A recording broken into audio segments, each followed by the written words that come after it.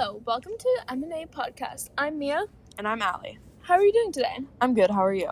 I'm pretty good. I'm actually really excited about today's topic. Today we're going to talk about something more serious. We're going to talk about the Armenian genocide that killed 1.5 million people in 1915 during the First World War. Here's a little background story so you can better picture what it was like. So, the Armenian kingdom was independent and they were first to declare that they were Christians.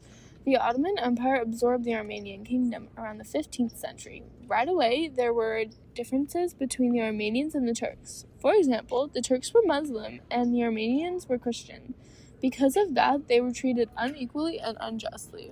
Some time had went on, and a new form of government had formed in 1908 called Young Turks that gave the Armenia population hope for things to be equal. However, that was not the case. In fact, very much the opposite. The Young Turks wanted to Turkify their nation. World War I began and the empire helped Germany in the war, but Turks came to suspect that Armenians were traitors. The government then pushed for the removal of Armenians. I couldn't even imagine having the majority of the nation that you lived in hate you so much that they wanted the entire population dead. Yeah, that would be really terrifying. Anyway, on April 24th, 1915, the genocide began.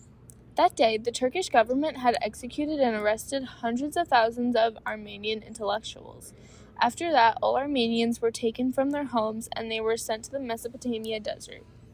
They were led there with absolutely no water or food. Once they arrived, they were stripped naked and they were sent to march to the desert. Like Mia said, they were stripped naked and forced to walk under the scorching hot sun with no water or food. If they had stopped for even a second of rest, they were shot dead. The Young Turks organized and made killing squads of ex-convicts and murderers. These squads would drown Armenians in the rivers, throw them off cliffs, and burn them alive. Basically, the Turkish countryside was littered with Armenian corpses, and I can only imagine the smell that came with it.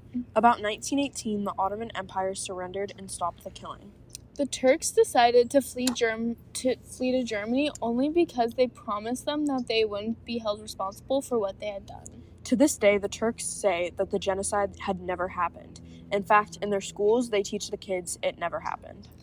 I can't believe that no one tried to intervene or stop it. Do you think that anyone has tried to do anything to help? Actually, I think I remember seeing this thing on the news where the President Joe Biden said the American people honor all those Armenians who perished in the genocide that began 106 years ago today. They also raised like $100 million of relief money for the Armenian refugees. Wow, I hope that helps a little bit. I'm guessing, though, there hasn't been too much healing with Armenian refugees or any survivors. Yeah, there actually is still hate between the Turks and Armenians. That's why there hasn't been much healing. Turks have said it was necessary because they were enemies.